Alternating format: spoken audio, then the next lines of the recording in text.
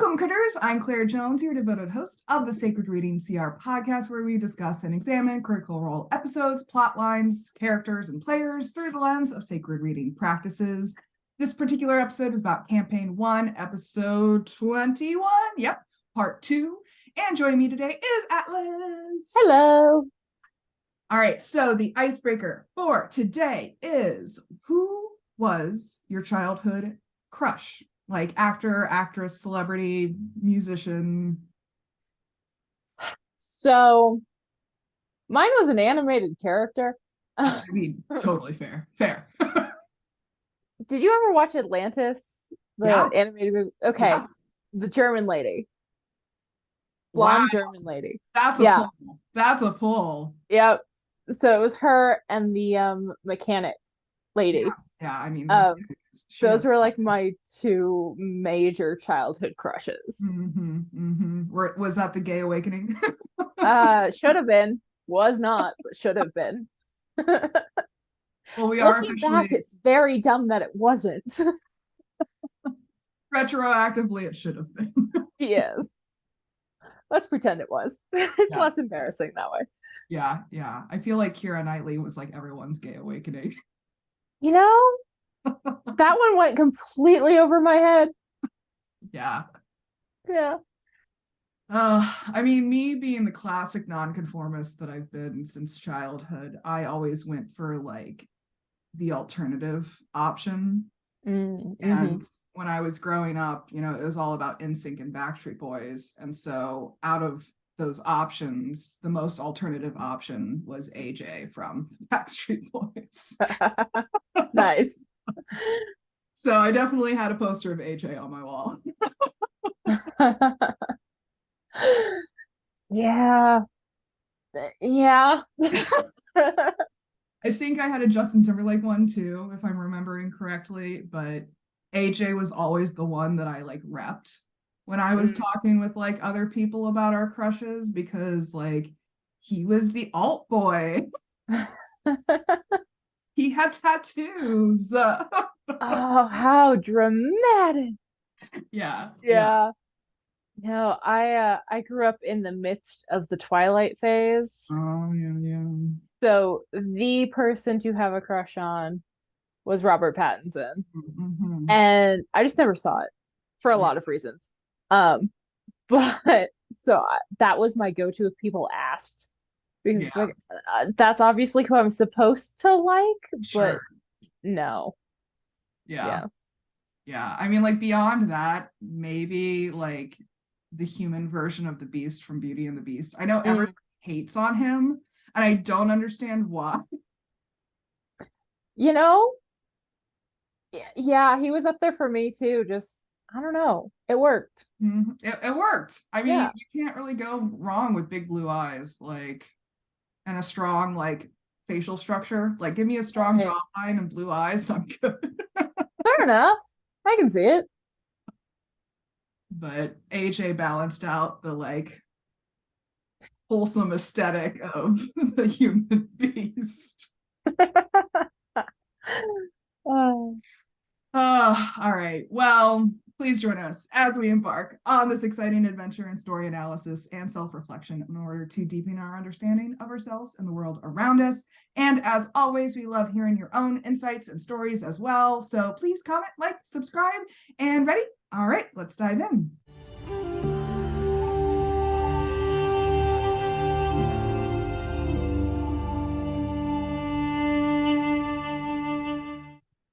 Vox Machina have been split into two groups as part of a double contract offered by the Slayer's Stake in Vasselheim.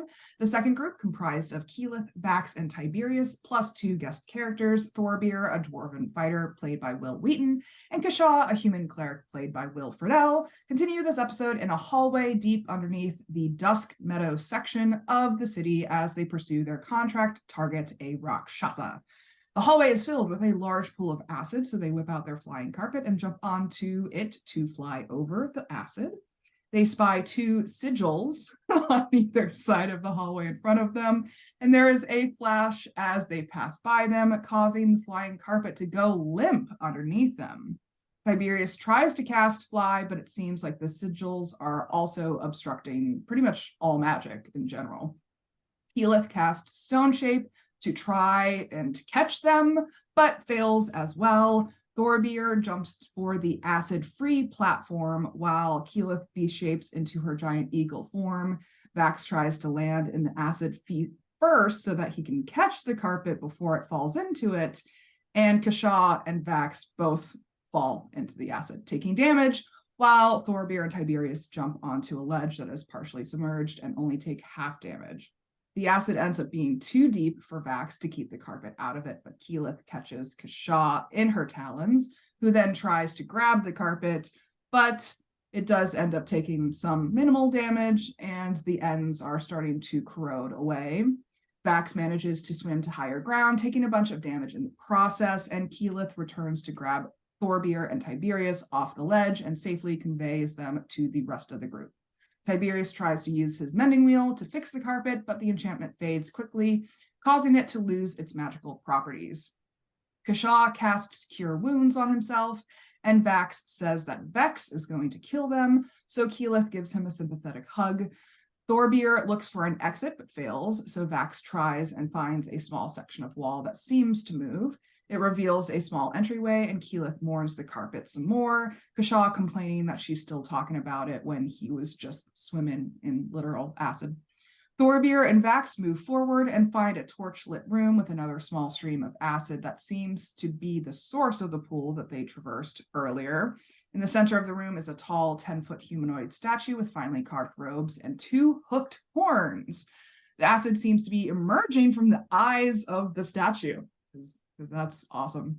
The rest of the group enters and they start looking around while Kashaw does a religion check on the statue and recognizes it as Despater, who is one of the archdevils in the second layer of hell and is the master of politics and deception.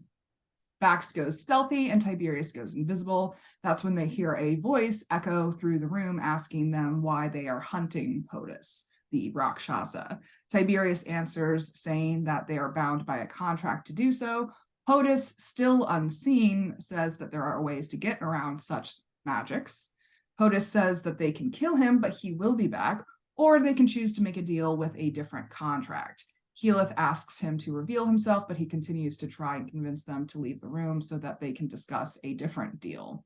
Kashaw blocks the entrance and asks if anyone is buying this bullshit, and Tiberius says that he is considering the offer as Thorbeer makes an insight check. Will Wheaton rolls a rare natural 20 to confirm that POTUS is speaking with a hint of fear and very little intent to follow through with his end of the bargain. So Thorbeer says he dies in this room, and Vax and Keyleth see that a necklace on the statue suddenly vanishes as they all roll for initiative. POTUS goes first and reveals himself a humanoid figure with the head of a gray feline, then casts Charm Person at Tiberius, seeing through Tiberius's invisibility, who then throws back a counterspell to stop it successfully. Vax goes next and daggers POTUS. At this point, one of the suits of armor that was stationed in the corners of the room comes alive and stalks toward the group, while Kashaw casts Sacred Flame against the armored entity, but it glances off with no effect. The armored entity, also known as some type of guard, I have it in here somewhere, Shield Guardian, there we go, uses a gem in its fist to cast Fireball at the group, damaging them heavily. Kashaw casts Mass Cure Wounds, healing everyone. Keyleth casts Fairy Fire on the Rakshasa, but the spell has no effect, so she B-shapes into Minxie instead. She moves to the other side of the room toward the Rakshasa, while Tiberius casts Slow on both POTUS and the Shield Guardian. Thorbeer runs up to the Shield Guardian and swings his axe at it with an action surge, as well as uses a superior die to give Keyleth Minxie an extra attack as a reaction against POTUS, but she misses. POTUS moves away from Keyleth Minxie and casts Dominate Person on Vax, then commands him to attack Kashaw. He daggers Kashaw, and Liam gleefully rolls a natural 20, allowing him to take some hit points for himself, healing himself. At the end of his turn, he successfully saves against the Dominate and has his awareness back. Gisha casts Mass Cure Wounds on everyone again, and then the Shield Guardian turns to Thorbeer and attacks him. Keyleth Minxie attacks Hodis with her bite attacks, doing more damage than she expects to do, and Tiberius casts Silence at Hodis, and the Shield Guardian then drops his invisibility. Thorbeer attacks the Guardian again, and using a superior die as well to give Keyleth another attack on Hodis for her reaction, but she misses. Hodis moves away from Keyleth Minxie, exiting the field of silence and earning a successful opportunity attack. And Thorbeer notices that the Guardian is taking damage when the Rakshasa does. Hodis then casts Fly on himself, and Vax throws 3 daggers at him. It does more damage than expected, again, and causes the Shield Guardian to shudder from the impact as well. Gisha moves closer to Hodis and casts Spiritual Weapon as a giant mace, then hits him with it. The Shield Guardian turns to Vax and punches him with both fists. Keyleth Minxie pounces on the Guardian and knocks it prone, then bites it. Tiberius casts Obelisk of Stone, his favorite, one for Hodis and one for the Guardian to smash them into the ceiling. Hodis succeeds on his save, but the Guardian does not and is pinned to the ceiling. Thorbeer holds his attack until the Guardian can be reached, but yells a bunch of obscenities at Hodis from the Field of Silence. Hodis makes a short monologue, threatening everyone they love, and tries to teleport out of there, but Tiberius casts another counterspell successfully. Vax hides behind the statue again and daggers Hodis as he tries to flee towards the door, getting the "how do you want to do this?" Vax tries to shove the body into the acid, but the group stops him because they need his parts for the contract as the Shield Guardian goes limp and deactivates. Keyleth starts harvesting all of the parts they need and takes some extra blood for herself as Gisha gags. Tiberius also takes a vial of Rakshasa whiskers, and Gisha asks if Thorbeer wants the taint because there's a ton of magic in it, apparently. Thorbeer takes the jeweled dagger that they stole from before and drives it through one of the eye sockets, saying, "You will never harm my daughter." Arduously, they retrace their steps back through the tunnel and the oubliette before heading back to the original trapdoor that they found in Hodis's room.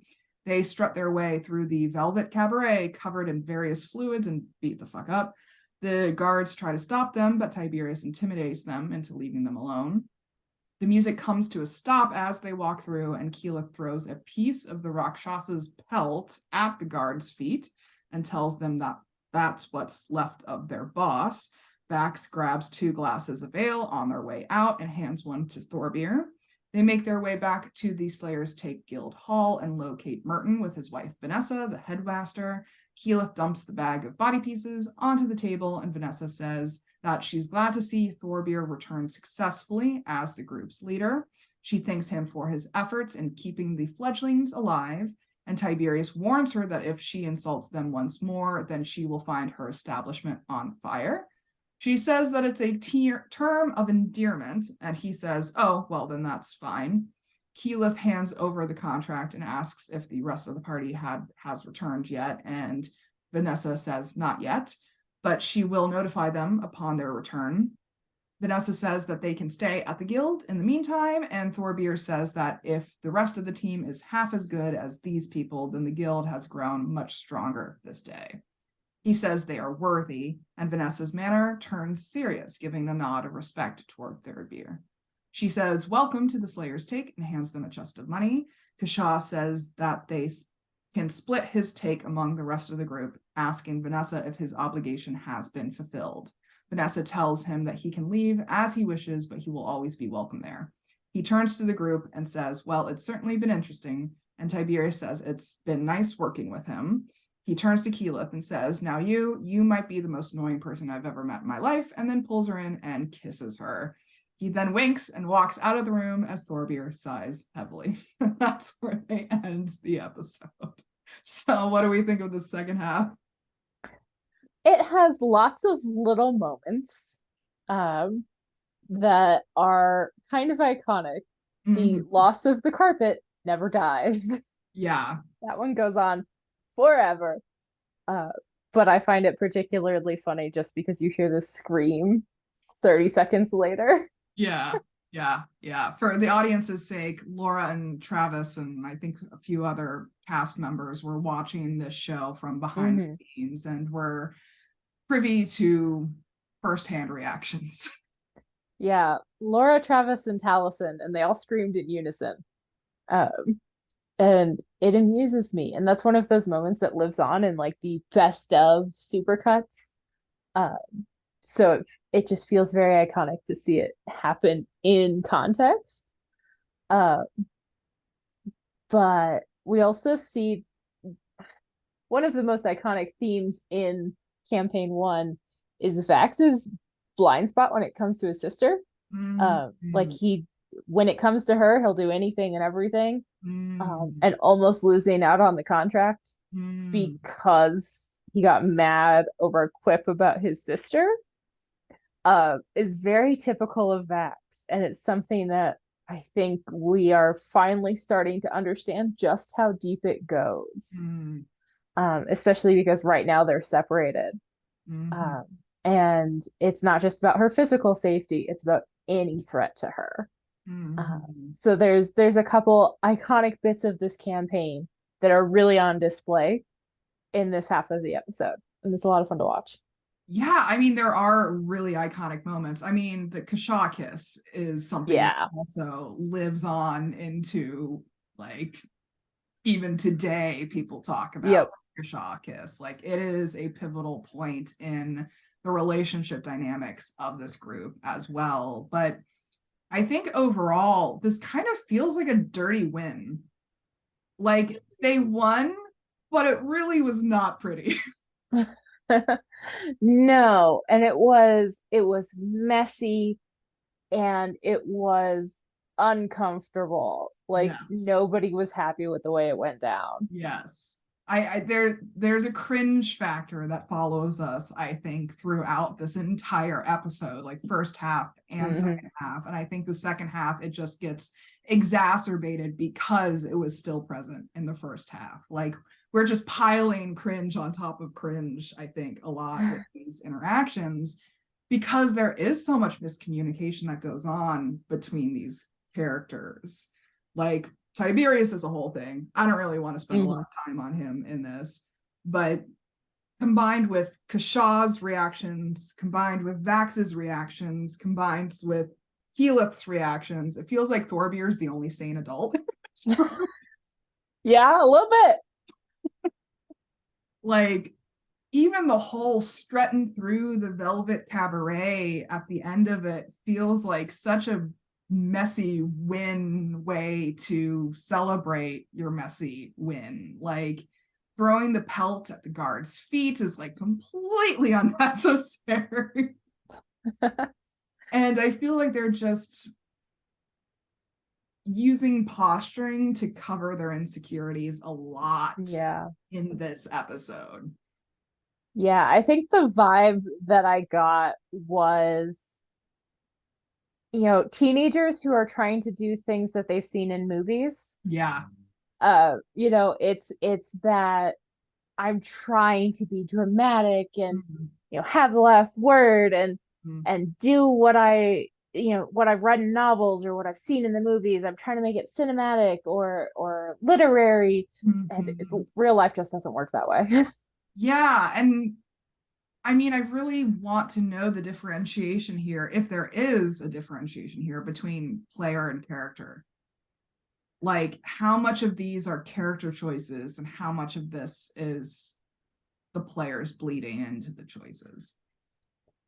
I think some of each. We're early enough in this endeavor that I think some of that need to make it cinematic is coming from the players. Because they haven't really figured out how to do this with an audience. Like, we're 6 months into it at this point, something like that. 5 or 6, and it's still new. It's still very new. And I think that the characters definitely have something to do with this, and that might be why Torbjorn is the only adult in the room, because Wheaton is the one who has the most experience with being on camera and with playing TTRPGs on camera and Mm, broadcasting them. mm, Um, and I, if you look at it from that perspective, it starts to make sense. We're mm. also dealing with a lot of characters who are dramatic by default. Yeah. So it exasperates what the players are dealing with. Hmm. And we even see that in the player asides that are happening. Like, Mhm. this is something that didn't make it into the summary, but Orion is featuring one of his commercials during the break for another project that he was working on. And apparently, he was like, the producers were given the wrong video. And so it didn't even feature Orion in the promotional video. And like, he was just giving them shit. And it was just like a lot of unnecessary posturing. Right. And like Louberger is its own thing, and they are they still exist. Um, they should have like he should have just supported his friends and moved on and not Totally. gone on a whole tirade. I Totally. skipped over it once he started talking because I couldn't listen to the tirade because it shouldn't have mattered Yeah. at Yeah. all. Yeah. And I think this is an important stage that we're kind of talking around here in terms of both projects as well as groups. Like it's the growing pain stage, right? Mm-hmm. Like they're awkward adolescents who are just fumbling around with their newly grown bodies. Like, who knew my legs could be that long? And I just knocked them into everything. Yeah. And as with anything, some people take to it more naturally than others. And I think we got the combination of people who have some of the hardest time with this change. Yeah. And I maybe it's because they thought they were beyond that stage. Mm-hmm. Like by the point in the campaign, they're like, we know what we're doing. We've got this down. We found a beholder. Like, we've got this, right? And then they're faced, Yeah. like the other group's faced with a white fucking dragon, like a full grown white dragon. The other Mm-hmm. group is faced with, I don't think the biggest challenge is the Rakshasa. No, it's the dungeon. It's the dungeon and the group dynamics, I think, Yeah. because I feel like they could have been so much more productive, efficient, well organized, like if they had had cohesive group dynamics as well. Yeah. I think in terms of the challenges that Matt is putting in front of them, it's very clear that the dungeon is supposed to be the more dangerous part. Like that's their challenge if we're actually thinking about it. Mm. They didn't do themselves any favors with the group dynamic. No, absolutely not. Yeah. I think they all screwed themselves over before they even got to the Rakshasa. Which I find so fascinating because all of their motives are mirrors of each other. Mm. Cash is there because he needs to get in the right graces of the take, and Mm. Torbeer is there for his family and his, protecting his daughter. And it mirrors the motivations of our group so well. They just didn't talk about any of that. Oh, They have so much in common, and they have yeah.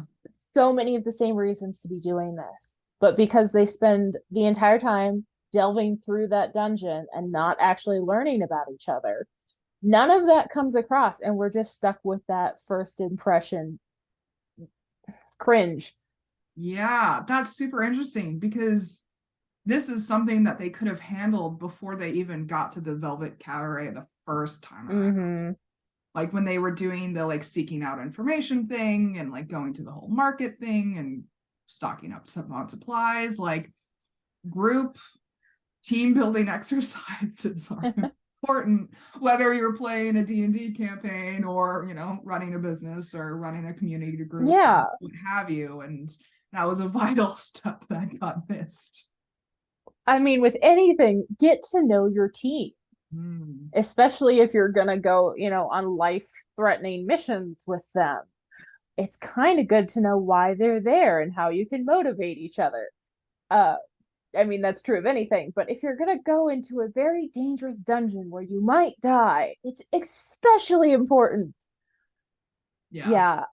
there's a lot of motivations there that we only see parts of, but what we do see is so close to what our characters care about Mm-hmm. that we could have had a totally different story if they had taken half an hour to go get a beer. Yeah, I mean, I think they were too busy posturing to even get to that point, Mm-hmm. and I don't know exactly, I don't know if I can put my finger on where exactly that came from or why that happened, but like the other group, like we've discussed before, did have more time to develop, did Mm-hmm. have more time for this team building activity type of stuff that we're talking about. But I think this team in particular just kind of refused it from the onset. Yeah, I think we've got a bunch of personalities here that aren't willing to talk. Mm, And if we look at the other group, you have Lyra and Scanlan, mm, both of whom are very social mm, characters, very dynamic um, people in that they need to know about the people around them. That's part of their character. Everyone in this group is a loner mm, except for Keyleth, and she is mm. shy and awkward to the point where what she can offer can't outweigh four people who don't want to talk to each other.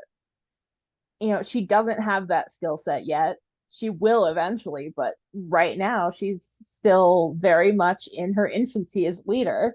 Yes. And so she's their only hope for overcoming that tendency to isolate, Mm-hmm. and she just doesn't have the capacity to drive that difference, whereas Lyra and Scanlan both do. They both have that skill set already and they've used it. That's part of why this party works Sure. when it's our basic 8 characters, is Mm-hmm. because we have those social people, but they both ended up in the other group. I think that's a really good point because I think Keyleth does try in Yes. this episode. She does really try to get that deeper level of understanding. I mean, she's the one that posed the question about Kashaw's background. She's Mm-hmm. the one that has been trying to lighten the interactions between people as well and like making it not as serious as the others are taking it.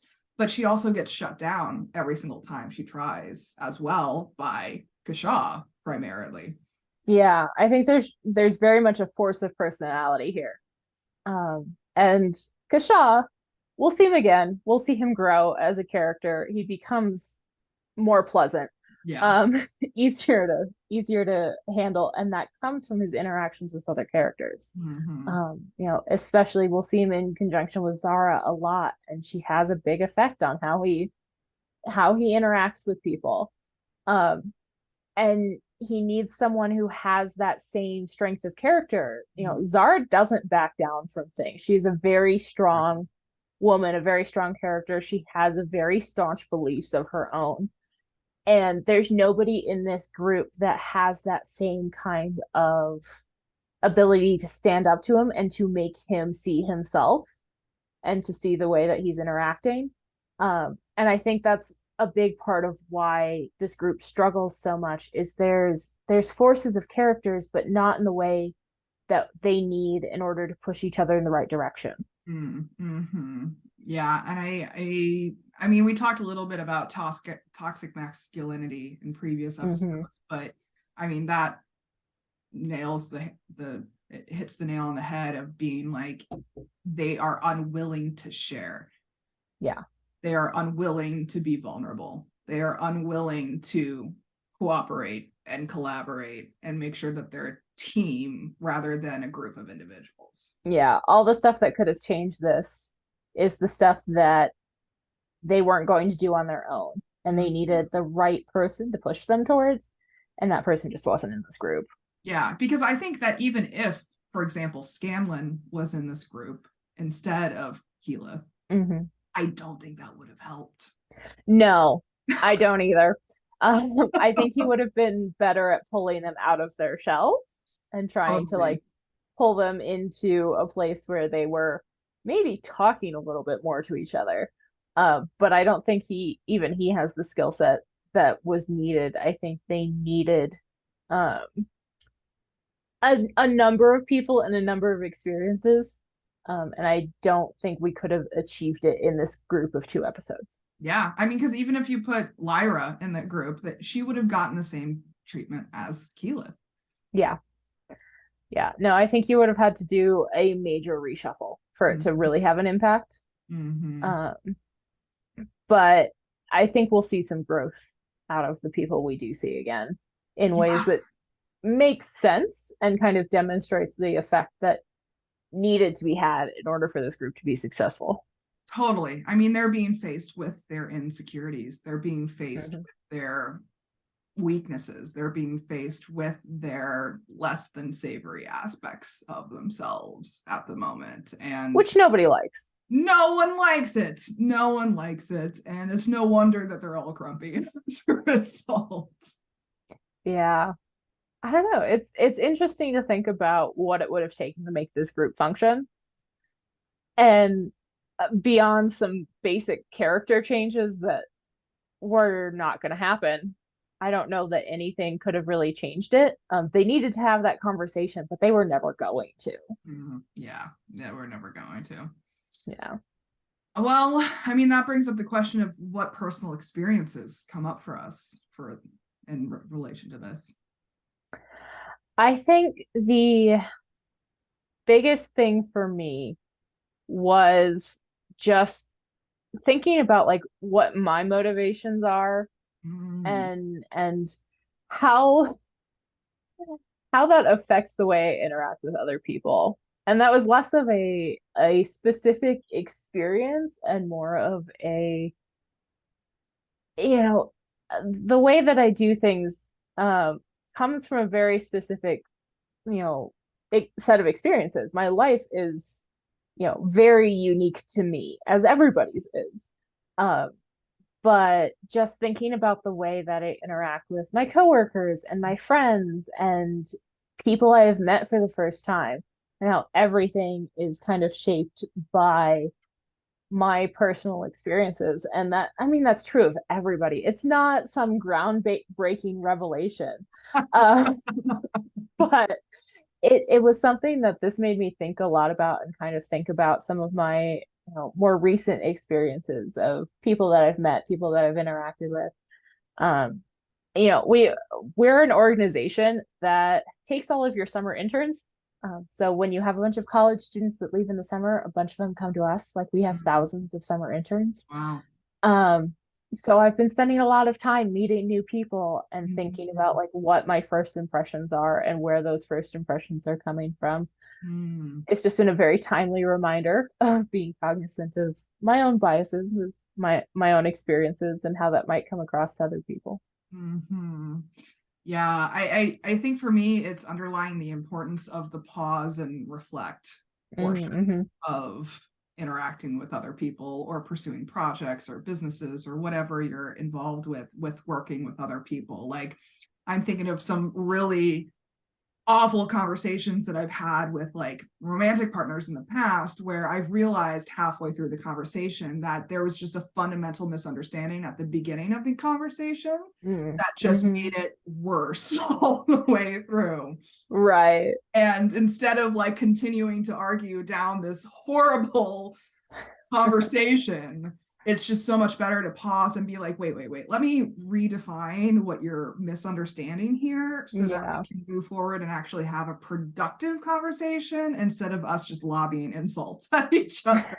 Because that's not going to get us anywhere. And it's just going to make us even more mad and upset and frustrated with each other. So that's a practice that I've had to kind of incorporate for like when I'm having very serious partner conversations, whether they're romantic, platonic, what have you, is being like, let me actually write down what we're talking about a little bit and make some notes to make sure that we don't get lost on that, well, you did this and you did this and you did this, and like the blame and insult kind of game that can come up in those conversations, because we see that a lot in workplaces as well. Right. of being like, well, Bob didn't give me the report by Friday, and da da da da. Like, we get into these blame games and insult slinging competitions often, Yeah. and being like, all right, well, let's pause. Like, what's actually going on here? Like, let's make sure that we're still on the same page in terms of like what we're the topic we're even discussing here. Because sometimes people will be talking about one thing when you're thinking that you're talking about something else. Right. I remember getting into an argument with a past partner of mine about he didn't pick up dog food when he said that he would pick up dog food. And like the dog obviously needed food. So like Right. it was a problem.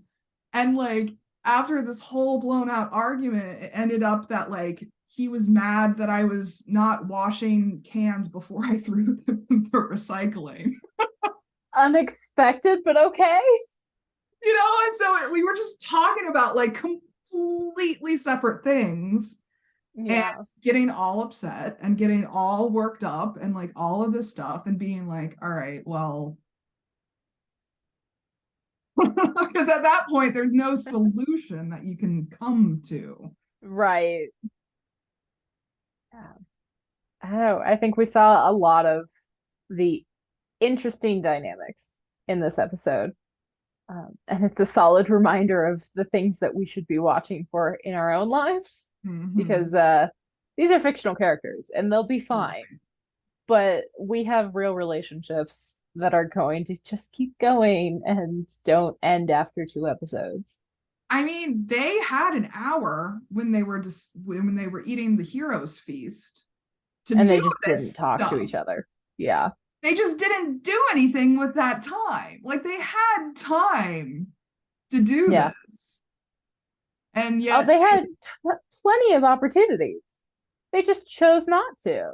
yeah, they chose not to. And I think that is a decision based on insecurity and fear and Yeah, I mean, it's a decision that makes sense with the characters. That totally. doesn't mean it was a good decision for the team, but it makes sense and you can see the logic behind it. Yeah. Well, is there anything we're being called to do as a result? I think the biggest lesson out of this set of episodes is how important it is to get to know the people around you. Take the time. It is worth the time. It is never a waste of time to actually get to know someone that you are spending time with. And so, especially because I have summer students, I have people who are just joining my team. And it feels like we always need to be working on something or doing some sort of training or keeping it work related. But that small talk, getting to know them personally, is just as important. And I think that is the lesson that I'm going to take out of this episode is don't do what they did. Take the time and do it right and treat people as if that their lives are just as important and that they're worth knowing about. And so I'm gonna take that back to work with me next week. Just focus on that a little bit. I mean, you instantly made me think of the prevalence of working from home and how we are unable to do this water cooler type of talk in work from home environments often, and how that can be such a pivotal point for a lot of companies. I mean, I even networked with someone the other day who said that she's a lawyer and her legal firm, that's the term for it, firm, is doing team building exercises with D&D games. That's fun. I was like, that is such a good idea. I love it. Like they haven't started yet. They were gonna like have their first game in a couple days when I talked to her. And I was like, I'm so excited for it. Yeah, I started with my company 3 months before COVID, something like that. So I didn't really know my coworkers. And then COVID hit. And I'm just now feeling like I'm starting to get to know some of them. And some of them I don't think I ever will because they fully work from home. Yeah. and we talk over email when we need to, but I've never had a reason to ask them about anything personal or outside of work. So I know what they do for a job, but I couldn't tell you anything about likes, dislikes. I can't even tell you if they like the way that I communicate professionally. Like Mm. I know nothing about them. Um, and I don't, at this point I never will. Um, but it has a huge effect on my ability to work with them or to ask them questions or to pull them into projects that I don't know their interests. I can't direct something to them. You Mm. know, if I've got a project, I'm like, I need people. Who do I call? I don't know. I don't know what these people are interested in or what their skill sets are. I don't even know that much. Yeah. So it has a huge effect. It Yeah. does. And as much as I like having a hybrid slash work from home schedule, it definitely has some impacts, and Mm. not all of them are good. Yeah. Yeah. I mean, that's honestly why I do spend so much time networking and also inviting people to connect on social media, even if it's like a professional social media Hmm. presence. Like they can at least get a feel for like my flavor of communicating and like my Yeah, values and beliefs and goals and stuff like that through those types of content more so than like us just having this interaction in a vacuum. for sure. Back when I had Twitter, which was a long time ago, I had a professional Twitter and a personal Twitter, because that way I had somewhere to direct people to. And then I just gave up on Twitter because it was bad for my mental health. Yeah. But it I had that you know method of connection. Mm. And it was really good, especially at like conferences, because it was less formal than, trying to keep in touch via work channels, but it was still a method of connection where you could kind of see where people were at. But yeah, not worth going back to Twitter for, but it was good to have. Yeah, yeah, yeah. I mean, like, I'm even thinking about my website bio. Like, I Hmm. recently updated my website bio to make it as weird as possible. Like, this happened, I think, at the end of last year when I was launching my first novel. I was just like, you know what? I'm tired of being stuck on calls with people who are just like complete oil and water with me. Like, Yeah. if people are going to get on a call with me, I want them to know ahead of time how weird I am so that they can choose whether they want to continue through with the call or not. Like, they Yeah. can self select out and we'll be fine. We'll be groovy. That's fine. But the unexpected benefit of doing that is that now people jump on calls with me and they're like, oh my God, I related to this. Oh my God, that resonated. Oh my God, I love this. Like, and they just pick whatever aspects Yeah. relate to them out of it. And then we have an automatic conversation starter as well, and an automatic like jumping off point for that connection. And I was like, this has changed everything. Like just Yeah. updating my bio had such a huge effect that I was like, man, why didn't I do that earlier? I mean, I get it. I genuinely picked my new dentist based off of her bio, Yeah, because it was like, you know what? I would get along with this woman. yeah, So she's now my dentist. And to be fair, she is fantastic. She's a great dentist. But I also can just have stuff to talk to her about during those totally. awkward times when she's sitting around waiting to look at my x-rays or something, Yeah, which makes going to the dentist a lot less miserable. yeah. You know, I actually got the idea for updating my bio in that way by the bio that I saw of another author. Like I read the book, I saw at the back of the Hmm. book, like the little bio that they have with their little headshot. And usually it's like, well, Sarah Jane went to Berkeley University for a fine arts degree in writing and then lives in Right. Massachusetts with her 3 daughters and her loving husband. You know, that's what it usually says in the And it's so back fill in the bio. blank Mad Libs, and Yeah. everybody's is the same. Yeah, and then this author that changed my mind and got me the idea, she was like, I like almond milk lattes and like she just went through this like whole list of like things that she likes and enjoys and Yeah.